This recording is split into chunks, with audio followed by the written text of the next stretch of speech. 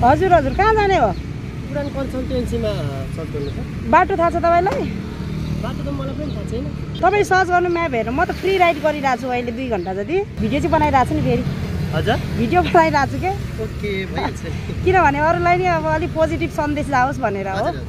Map हान्नु अनि म लगिदिन्छु तपाईँलाई ल। यस्तो गर्नु राम्रो हो।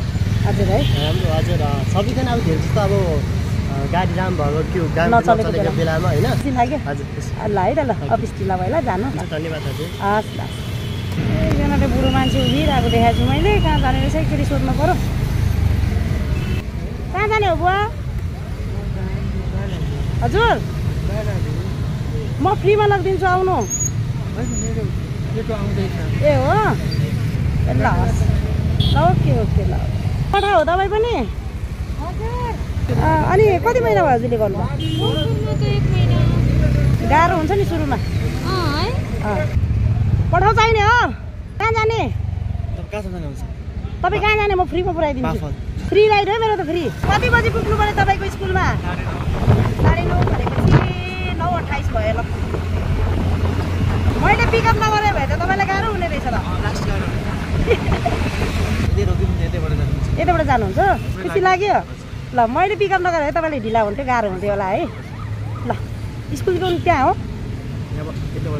ए यतापट्टि चाहिँ हो ए ल ल यो भाइलाई चाहिँ मैले फ्रीमा ल्याइदिएँ है गाडी नपाएर स्कुल ढिलो भएर बसिरहनु भएको रहेछ हजुर मैले एकजना भाइ स्टुडेन्ट भाइलाई ल्याइदिएको यहाँ फ्रीमा बाफलमा एकान्त कुनाबाट पठाउ चाहिने हो बालाजु ल बस्नु लगिदिन्छ आउनु बच्चा काममा नि हुँदो रहेछ होइन म पैसा लिन्न बच्चा रहेछ बिचरा पैसा लिन्छ भनेर तर्सिनु भयो होला अनि हजुर कता हिँड्नु भएको त ए बच्चा बोकेरै बिस्तारै जानु पर्यो बाइक घरमा आएको हुँदैन नि उताबाट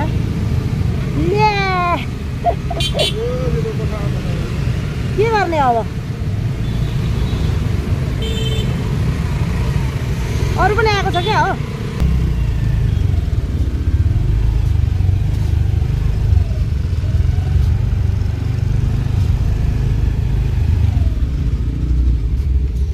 अलिकति है अलिकति तपाईँलाई फेरि बच्चा बोकिराखेर सोधिहालेँ कि ल वेलकम ल हेभ अ गुड डे ए हजुर ए तपाईँले फलो गर्नुहुन्छ मलाई ब्याग दिनु भन्नुभएको ए त्यो त अभियसली ल ल वेलकम ल हस् हस् कहाँ जाने हो तपाईँहरू ल बस्नु फ्री राइड हो मेरो त अहिले उहाँ पनि जाने हो अनि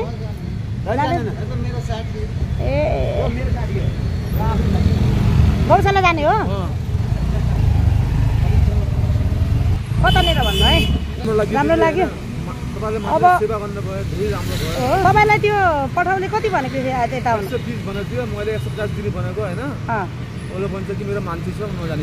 ए नजाने ए बार्गेनिङ गराएको थियो होइन ए मेरो मान्छे चाहिँ म जाँदिनँ भन्यो तपाईँले पैसा धेरै दिएको भए ल्याउँथ्यो होला नि मैले 200 सम्म भनेको थिएँ ए 200 दिन्छु भन्दा नि आउँदिन भनौँ ए ल खुसी लाग्यो ल है हेभ अ गुड डे ल हस् हस् फ्री राइड कतिवटा कतिजना 9 बजेबाट चाहिँ हामीले 11 बजीसम्म चाहिँ हामीले फ्री राइड गऱ्यौँ उहाँ म्यामले नि गर्नुभयो अनि कस्तो लाग्यो तपाईँलाई सरस्वती महर्जन म्याम हुनुहुन्छ उहाँ चाहिँ उमेर एकदम परिपक्व हुनुहुन्छ है 49 वर्षको हुनुहुन्छ होइन अनि उहाँले 6 जनालाई फ्री राइड दिनुभयो आज बिहान है अनि अब चाहिँ हामी चाहिँ अब अनलाइनबाट काम गर्छौँ अब चाहिँ पैसा लिनु पऱ्यो नि भरे चुला बल्नु परेन हाम्रो अब चाहिँ पैसामै गर्ने हो हामी चाहिँ होइन एउटा आनन्द पनि छुट्टै आनन्द हुन्छ होइन एउटा सेवा नै धर्म हो है अनि उहाँ र मैले चाहिँ सल्लाह गरेर फ्री राइड गरिदिउँ न त यो पिक आवरमा चाहिँ अफिस टाइममा भनेर चाहिँ उहाँले चाहिँ एउटा 75 वर्षको वृद्धलाई पनि फ्री राइड दिनुभएछ है अनि अरू त सबै लेडिजै हो धन्यवाद लेडिजै हो अनि मैले पनि त्यही हो 5-6 वटा फ्री राइड दिएँ होला जुन अहिले मैले रास छोडेको म्याम हुनुहुन्थ्यो उहाँले त हो र यस्तो पनि हुन्छ र होइन मान्छेले यति पैसा भन्छ तपाईँहरूले यस्तो गरिदिनु अनि तपाईँहरूलाई कसरी तेल खर्च पुग्छ भन्ने कुरा पनि गर्नुभयो थियो अनि सेवा गरेको अनि सधैँ त गर्दैन नि त हामीले सधैँ त गरेको हुँदैन अब आज 2 घन्टाको लागि भनेर चाहिँ हामीले गरिदिएको हो यो मनमा छुट्टै आनन्द पनि त फिल भयो नि त हामीले एउटा सेवा गर्न पाउँदाखेरि होइन धेरै आनन्द पनि भयो ल ल खुसी लाग्यो एकदमै है। यतिको चाहिँ राइडर हामी फिमेलहरू चाहिँ अब पैसाको मात्रै लोभ गर्ने होइन कहिलेकाहीँ चाहिँ मान्छेलाई सेवा पनि गर्नुपर्छ भन्ने हाम्रो सेवा नै धर्म हो नि त म्याम। सेवा नै धर्म हो। ल हामीले चाहिँ आज फ्री राइड पनि दियौँ। गाडी नचलेको मौका पारेर पेसेन्जरहरूलाई अब 100 आउने ठाउँमा 300 400 500 होइन मन परी भाउ गरिने त्यो त गर्नु हुँदैन नि त। उहाँहरूको पनि एउटा बाध्यता हुन्छ होइन, रहरले होइन, कतिजनालाई अब पठाउ चढ्ने पैसा पनि हुँदैन। यदि तपाईँहरूले सक्नुहुन्छ भने अनलाइनकै रेटमा लगिदिनु क्या होइन, अनलाइनकै रेटमा लगिदिनुहोस्। यस्तो आपतको घडीमा चाहिँ हामीले धेरै पैसा असुलेर हामीले चाहिँ मानवताको हिसाबले पनि हेर्नुपर्छ। त्यो ठाउँमा हामी पनि भइदिएको भए हामीलाई पनि यति धेरै पैसा तिरेर त जान नपऱ्यो हुन्थ्यो भन्ने हुन्छ नि त।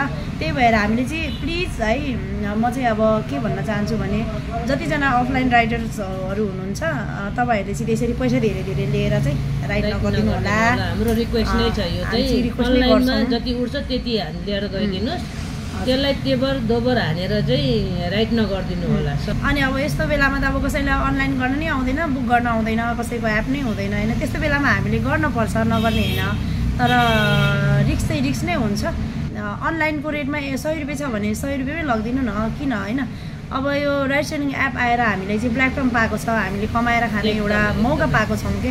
त्यही भएर हामीले एपलाई नै हामीले सपोर्ट गर्नुपर्छ, साथ दिनुपर्छ। हामीले यो अनलाइनको राइड सेयरिङ एपको नाम लिएर हामीले चाहिँ पैसा धेरै लिएर हामीले पेसेन्जरहरूलाई ढाड भाँच्ने काम चाहिँ गर्नु हुँदैन होइन। पोजिटिभ सन्देश जाओस् भनेर हामीले फ्री राइड दिएको है म्याम। खुसी लाग्यो। हाम्रो खाजा पनि रेडी भइसक्यो। हामी चाहिँ भोक लागेर अब खाजा खाने अवस्था हो। अब चाहिँ हामी पैसामा काम गर्छौँ है अनलाइनमा। अब फ्री राइड चाहिँ हाम्रो सक्यो। मिठो छ म्याम खाजा? एकदम भोग मिठो कि भोजन मिठो भन्छ? भोग मिठो भयो। भोग मिठो नि त होइन। मिठो